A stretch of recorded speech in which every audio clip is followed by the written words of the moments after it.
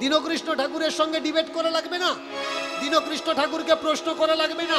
যারা দীনকৃষ্ণ ঠাকুরকে শোনে তাদের কাছে গেলে হাওয়া টাইট হয়ে যাবে, আমার কাছে আসা লাগবে না। যারা আমাকে শোনে, এতে হয়েছে কি, এই জায়গায় ওদের রাগ। আজকের এক ভক্ত আমাকে এক চিরকুটে লিখে দিয়েছিলেন কি, সূর্যপদ নস্কর নাম ছেড়ে দীনকৃষ্ণ ঠাকুর নাম কেন? এসো ভাই, আমার ফোনটা একদিন ব্যবহার করো, আর সারাদিনে যখন 1000-1200 ফোনের কৈফিয়ত তোমার দেওয়া লাগবে, তারপরে বুঝবে মানুষ ঠাকুর কখন হয়। ঠাকুর আকাশ থেকে পড়ে না, ঠাকুর এলি। আমাদের দেশের একটা নিয়ম আছে, ঠাকুর এলি। সেই ঠাকুরটাকে দেখবেন কোনো বাচ্চাকে কেউ ঠাকুর বলে না। প্রথমে বাচ্চার একটা বাচ্চা হয়, তারপরে যখন আরেকটা বাচ্চা হয়, সেই বাচ্চা এই বাবার বাবাকে কি বলে? ঠাকুর দাদা। সম্পর্ক কখন তৈরি হয়? যখন কেউ কাউকে জন্ম দেয়। এই যে নবাগতাগুলো ভ্রূণ হয়েছিল, সূর্যপদ নস্কর জন্ম দিয়ে দিয়েছে, তৈরি করে দিয়েছে। তার জন্য ভ্রূণ থেকে ভ্রূণ, ভ্রূণ থেকে ভুল নয়, ভ্রূণ থেকে জ্ঞান। এখন প্রশ্ন এটা নয় কার বাড়ি কোথায়, কে খায় কি, কার নাম কি, এসব কোনো মাইনে রাখে না। যদি মনে করো হ্যাঁ তুমি শাস্ত্রিক, উইথ ক্যামেরাতে, ভাই এভিডেন্স হিসাবে আমি বলছি, উইথ ক্যামেরাতে আমার সঙ্গে ডিবেটে বসো আর প্রমাণ করে দাও এই নীতি, এই আদর্শ সেদিন থেকে আজ পর্যন্ত যা চলে আসছে, জাতের নামে ভণ্ডামো, এসবগুলো সত্য না গাল গল্প, না গাঁজাখুরি, না মিথ্যে কথা। বসো না ভাই আমার সঙ্গে। আমি, অনেকে বলে লুকিয়ে লুকিয়ে প্রোগ্রাম করে, আমি লুকিয়ে লুকিয়ে প্রোগ্রাম করা মানুষ, আমি লুকিয়ে লুকিয়ে প্রোগ্রাম করা মানুষ নয়। আমি তোমার বাড়িতে এসে, তোমার গ্রামের মধ্যে, তোমার ঘরের ভিতরে ঢুকে কথা বলা মানুষ। ভদ্রতার সততার পরিচয় সেইখানে, জ্ঞানের পরিচয় সেইখানে। যদি মনে করো কোনো সমস্যা আছে, meet to you, meet to you. দুই বাপ মিলে চর্চা করব, কোনটা ঠিক কোনটা বেঠিক। কেন ভাই তুমি আমাকে গালাগালি করবে? কেন আমি তোমাকে দুটো কটু কথা, কুকথা বলবো? এটা তো জ্ঞানের পরিচয় নয়। জ্ঞান বাড়ে চর্চায়। একটা প্রবাদ আছে গ্রামে গ্রামে, কি না, পণ্ডিত ঘাটালে বিদ্যা পাবে, আর রাখাল ঘাটালে গালিগালাজ পাবে। এর জন্য মহাপুরুষরা বলে গেছেন, দেখিতে পাইলে ছাই, উড়াইয়া দেখিও তাই, পাইলে পাইতে পারো অমূল্য রতন। তার মানে কি, দ্বন্দ্বতে জ্ঞান বাড়ে না। দ্বন্দ্বতে একজন আর একজনের পরিচিতিকে জাহির করতে চায়, তুমি আমার থেকে ছোট, আমি তোমার থেকে বড়। কিন্তু চর্চাতে কি হয়? জ্ঞান আদান প্রদান হয়। তাদের প্রত্যেককেই আমি ওয়েলকাম করলাম। যারা মনে করছেন চর্চা করবেন, অবশ্যই আমাকে কল করবেন। আমরা যে সময় আষাঢ় শ্রাবণ মাসের দিকে ফুরসাতে সময় পাই, আপনাকে ফোনের মাধ্যমে অবশ্যই সময় দেব, ইন্টারনেটের মাধ্যমে অবশ্যই সময় দেব। আসুন না, কয় বাপ্য মিলে চর্চা করি, আর প্রকৃত ধর্ম কোনটা সেটাকে বের করি। একজন মানুষ বলছেন সংসার ধর্ম বড় ধর্ম, নিজে দোকানদার হয়ে নিজে ব্যবসা করে জীবকে শেখাচ্ছেন যে মালা তিলক মাইনে রাখে না, জীবন দর্শন মাইনে রাখে, কর্ম মাইনে রাখে। তুমি কর্ম করো। আর অবতারবাদ কি শেখাচ্ছে? অবতারবাদ শেখাচ্ছে কর্ম করা লাগবে না, আমাকে ধরো। মামেকং শরণম ব্রজ অহং ত্বাম সর্ব পাপেভ্যো মোক্ষয়ি স্বামী মা শুচ। আমি তোমার মুক্তি দেব, তুমি শুধুমাত্র আমাকে ধরো। কিন্তু সেই জায়গায় দাঁড়িয়ে আমার ঠাকুর হরিচাঁদ বললেন, তোমার উদ্ধার তুমি করবে, তুমি কারোর উপরে ডিপেন্ডেন্ট হয়েও না। সেই জায়গায় দাঁড়িয়ে গৌতম বুদ্ধ বললেন, আমি বলছি বলে কেউ বিশ্বাস করো না, শোনো, দেখো, যাচাই করো, তারপরে গ্রহণ করো কোনটা ঠিক আর কোনটা বেঠিক। এরা কি বলছেন? সম্পূর্ণ ভিন্ন কথা, তৎসময়ের জাগতিক নিয়ম অনুসারের উল্টো স্রোতের কথা, যেখানে বলছে লেখাপড়া শেখা লাগবে না। এই আজকের একটা বিষয়, কোন এক কীর্তনিয়ার ভাইপো সামনে পরীক্ষা এসে গেছে, আর তার দাদু তাকে বলছে লেখাপড়া লাগবে না, শুধু কীর্তন কর। বলুন, ওই ছেলেটা আইএস হবে, আইপিএস হবে, ওই ছেলেটা বিডিও হবে, ওই ছেলেটা আইডিও হবে, এসডিও হবে, ওই ছেলেটা সিএম পিএম হবে না। এগুলো হতে গেলে লেখাপড়া শেখার দরকার। হ্যাঁ, তুমি মন্দিরে যাও, সেটা তোমার অবসর টাইমে, যখন তোমার কাছে সময় থাকবে, কিন্তু তোমার শিক্ষা নষ্ট করে মন্দির কদাচ না। আগে শিক্ষা। এই জায়গায় তো ঠাকুর বলেছেন, যদি ভিক্ষা করতে হয় তাও করো, শিক্ষার জন্য ভিক্ষা করো। পরিবারে অন্তত একটা ছেলেকে শিক্ষিত করো। কেন আমরা তাকে পূজা করব? কেন আমরা তাকে ভালোবাসবো? কেন আমরা তাকে গ্রহণ করব? কেন এই দর্শন সমগ্র বিশ্বব্যাপী ছড়ানোর দরকার? যেখানে একদল বলছে মালা নাও, তিলক নাও, প্রভুকে সেবা করো, সেই জায়গায় দাঁড়িয়ে আমার ঠাকুর বলছে মালা তিলক কিচ্ছু লাগবে না, নিজেকে তৈরি করো। কোনটা গ্রহণ করবেন? যে তোমার সত্তাকে জাগানোর চেষ্টা করছে, যে তোমার স্বাধীনতার ডালি নিয়ে তোমার হাতে দিতে চাচ্ছে, নাকি যে তোমাকে পরাধীন বানিয়ে তোমাকে গোলাম বানানোর চেষ্টা করছে? যে বলছে তোমার অর্থকে সঞ্চয় করো, অর্থকে অনর্থ নষ্ট করো না,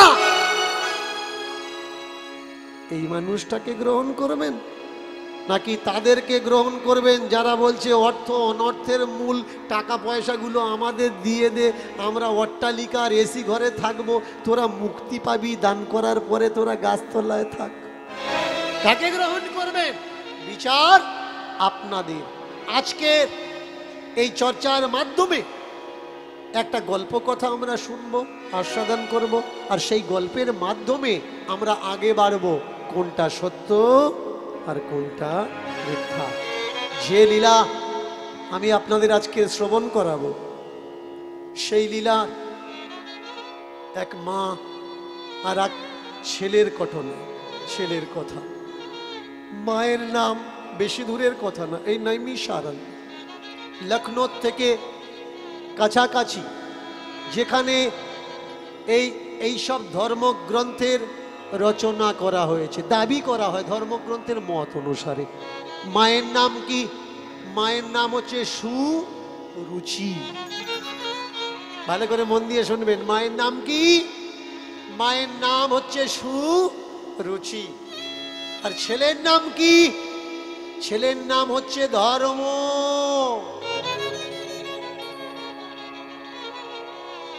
বাবা নেই, মা ছেলেকে খুব কষ্ট করে মানুষ করছে পরের দরজায় খেটে খুঁটে। মা তো সবসময় ছেলের কাছে থাকতে পারে না, কাজ করতে গেলে ছেলে বাড়িতে একা হয়ে যায়। ঠিক সেই সময় সঙ্গ তৈরি হয়, সৎসঙ্গে শিক্ষা লাভ হয়, আর অসৎসঙ্গে নিজের সত্তা বধ তৈরি হয়। এর জন্য লক্ষ্য রাখতে হবে কোন জায়গায়? ঠাকুর ঘরে নয়, ছেলের ফিউচার। ছেলে কার সঙ্গে মিশছে, কাদের সঙ্গে চলছে, কাদের সঙ্গে কথা বলছে, মেয়েদের, আমার মেয়ে কার সঙ্গে চলছে, কার সঙ্গে কথা বলছে, কিরকম পরিবেশে ওঠাশোনা করে, এদিকে টাইম দিতে হবে। তাহলে হবে কি? তোমার ফিউচারকে তুমি স্ট্যান্ড আপ করলে, তুমি স্ট্যান্ডার্ড বানালে, এর জন্য পরিবারের আগে লক্ষ্য দিতে হবে। কিন্তু ওই মা তৎকালীন সময়ে ছেলের প্রতি ওইভাবে লক্ষ্য দিতে পারতো না। খেতে বসিয়ে মা ছেলের মাথায় হাত দিয়ে বলতে, ওরে বাবা খেয়ে দে, বেঁচে থাক, আমি যতদিন বেঁচে আছি তোর দুঃখ কষ্ট হতে দেবো না। ছেলে মায়ের কাছে বলে উঠল, মা বন্ধুরা বলছিল পাশের গ্রামে নাকি ধর্মচর্চা হচ্ছে, যাব? ভালো করে মন দিয়ে শুনবে। এ কথা শোনার পরে মা ছেলেকে বলে উঠল, বাছারে ও বাছা, ভাবিনি এমন দিন আসবে, বাছারে ও বাছা, ভাবিনি এমন দিন আসবে, বাছারে ও বাছা, ভাবিনি এমন দিন আসবে, বাছারে ও বাছা, ভাবিনি এমন দিন আসবে, আমার ছোট্ট ছেলেটা ধর্ম কথা শুনতে চলে যাবে, আমার ছোট্ট ছেলেটা ধর্ম কথা শুনতে যাবে, আমার ছোট্ট ছেলেটা ধর্ম কথা শুনতে যাবে, বাছারে ও বাছা, ভাবিনি এমন দিন আসবে, এ বাছারে ও বাছা, ভাবিনি এমন দিন আসবে, বাছারে ও বাছা, ভাবিনি এমন দিন আসবে, ধর্মক্ষেত্র পবিত্র ক্ষেত্র, সেখানে আমার ছেলে যাবে, যাবে, যাবে, বাছারে ও বাছা, ভাবিনি এমন দিন আসবে, বাছারে ওরে বাছা, ভাবিনি এমন দিন আসবে, আরো কৃপা করুক প্রভুজি, আরো করুণা করুক ঠাকুর। শুনেছি নাকি যদি কোনো বংশে একজন বৈষ্ণবের জন্ম হয়, পিতৃকুল সাতকুল, মাতৃকুল সাতকুল, তার নাকি উদ্ধার হয়ে যায়। তোর এই ভাব দেখে, তোর এই ভক্তির হৃদয়ে গুপ্ত প্রেম দেখে আমার তো মনে হয় বাছা তুই পরম বৈষ্ণব। ধন্য আমি যে তোকে গর্ভে ধারণ করেছি, ধন্য সে তোর পিতা এই পৃথিবীতে যেকে তোকে এনেছে। কৃপা করুক সেই না, যেন তুই বৈষ্ণবের বৈষ্ণব, যেন তোর মতো আরো লক্ষ লক্ষ সন্তান ঘরে ঘরে বিষ্ণু ভক্ত জন্মায়। এই প্রার্থনা করি, এই বিনতি করি, যেন প্রভু তোকে রক্ষা করে। বাছারে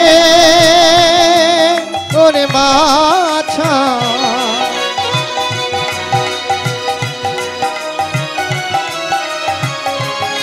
বাছারে ও বাছা, ভাবিনি এমন দিন আসবে। এ কথা শোনার পর মা নিজে হাতে ছেলেকে খাওয়াচ্ছে। হ্যাঁ বাবা, কেন যাবি না? ধর্ম কর্ম পথে অবশ্যই বাচ্চাকে এগিয়ে দেওয়ার দরকার, কিন্তু যে পথে বাচ্চা এগিয়ে যাচ্ছে আপনি তো আগে যাচাই করুন, বুঝুন সেটা ধর্মপথ না আপনার বাচ্চার জন্য সর্বনাশের পথ। পিছলা ভিডিওতে আমি আলোচনা করেছিলাম এই মতুয়া দর্শন বিস্তার হচ্ছে না কেন, প্রসার হচ্ছে না কেন? কারণ প্রসার করতে গেলে কিছু কলা, কিছু বিদ্যার দরকার। যে দেখে শেখে সে কিন্তু জীবনে ঠকে না, আর যে মনে করে আমি দেখে শিখবো না সে ঠকে শিখবে, আর ঠকতে ঠকতে তার অস্তিত্বই শেষ হয়ে যাবে। ঠিক তেমনি হয়েছে মতুয়া ভাব দর্শনের উপরে। কেন না, যেখানে বৈষ্ণব ধর্মের মানুষরা তারা প্রবাদ ছড়িয়ে দিল, বংশে যদি কোনো ব্যক্তি একজন বৈষ্ণব হয় তার 14 পুরুষ উদ্ধার হয়ে যাবে। সেখানে কিন্তু মতুয়া দর্শনে এমন কথা ছড়ানো নেই। কি কথা ছড়ানো আছে, প্রচার কি আছে, কথিত কি আছে? যত পাপ করো, অন্যায় করো, কামনা সাগরে ডুব দাও, পাপ মুক্তি হয়ে। আচ্ছা ভাই, কামনা সাগরে ডুব দিলে পাপ তোমার মুক্তি হয়ে গেল, তুমি মরে গেলে তারপরে কি হবে? খাবারের যদি বৃদ্ধি না হয়, শুধু যদি সমাপ্তি হয়, তাহলে বাড়তে পারে কি? বাড়তে পারে না। ঠাকুর শ্রী অনুকূল চন্দ্র তিনি বলেছেন কি, যজন যাজন ইষ্টবীতি। যজন করো, যাজন করো, ইষ্টবীতি। শুধু নিলে হবে না, দিতে হবে। প্রচার প্রসার। তোমার অবসর টাইমে তুমি অন্য কোনো বন্ধু, কোনো মিত্র, কোনো সখার বাড়িতে চলে যাও আর তাকে উদ্বুদ্ধ করো সৎ সঙ্গী বানানোর জন্য। আমার বলার উদ্দেশ্যটা কাউকে ছোট বানানো নয়, আমার বলার উদ্দেশ্যটা হচ্ছে এই, প্রত্যেকটা মত পথের পিছনে তাদের বিস্তার ভাবাপন্ন আছে। যারা খ্রিস্টান তাদের প্রচারের জন্য তারা কি করছে, বড় বড় সেন্টার খুলে রেখেছে। তুমি গরিব মানুষ, তোমাকে টোটো দেব, তুমি খ্রিস্টান হও। তোমাকে 1 কাঠা জায়গা দিয়ে বাড়ি বানিয়ে দেব, তুমি খ্রিস্টান হও। তোমার ফ্রি অফ কস্ট ট্রিটমেন্ট দেব, তুমি খ্রিস্টান হও।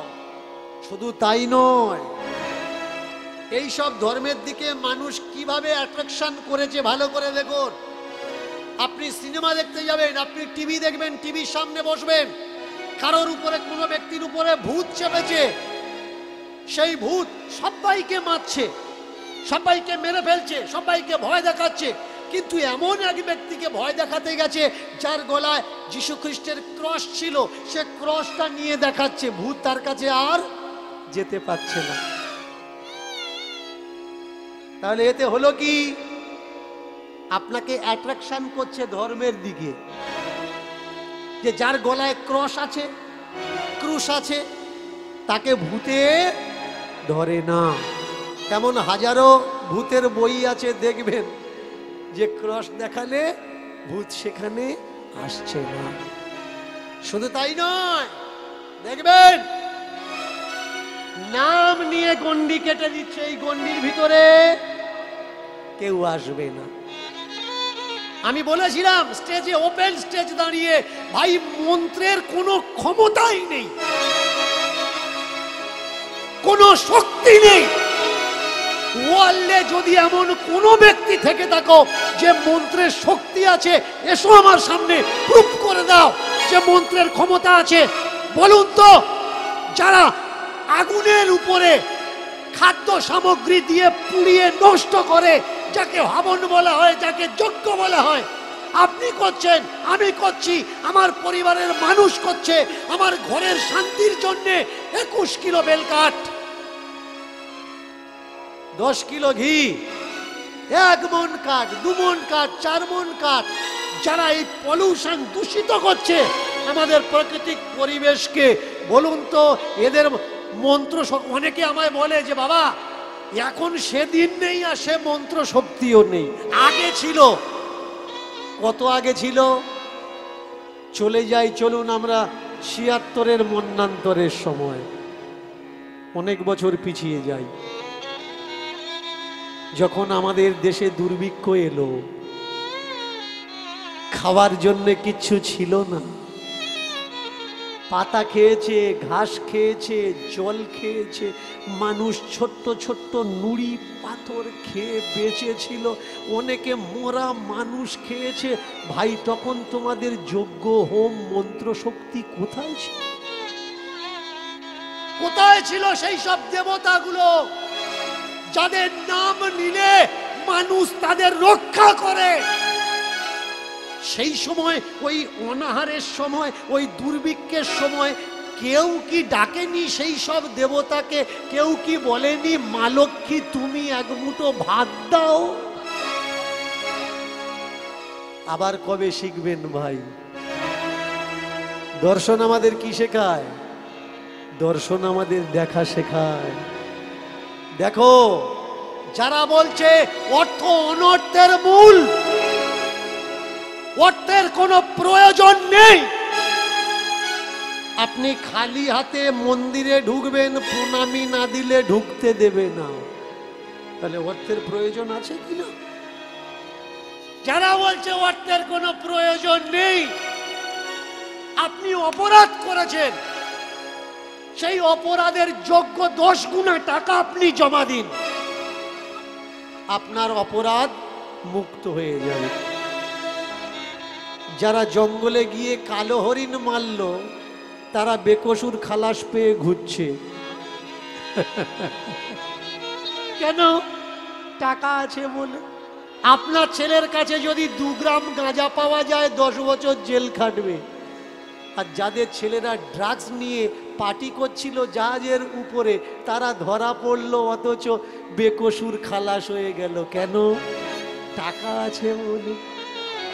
আপনি কাঠগড়াতে হাঁটতে হাঁটতে পাঁচ চামড়া মরে যাবে কেন? আপনার কাছে প্রয়োজনের অর্থ আপনি রাখেননি, তাই। এর জন্যে প্রয়োজন অর্থ দরকার, এত অর্থ ইনকাম করুন। যদি কোনোদিন আপনার গ্রামে অভাব আসে, আপনার অর্থ দ্বারা যেন আপনি আপনার গ্রামকে বাঁচাতে পারেন। অর্থের বড় প্রয়োজন, আর এই অর্থ কামাতে গেলে সহজ পন্থা, শিক্ষিত হন, লেখাপড়া করুন। ঠাকুর কত বড় দার্শনিক দেখুন, তিনি বলেছেন আমাদের এই জাতি অজ্ঞান জাতি, সহজ সরল জাতি।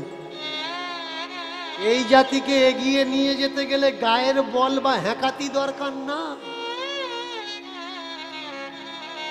শিক্ষার আলো দরকার, চেতনা দরকার।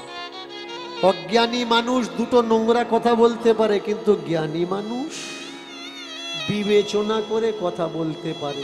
আজকের সমাজে বিবেচনা দরকার।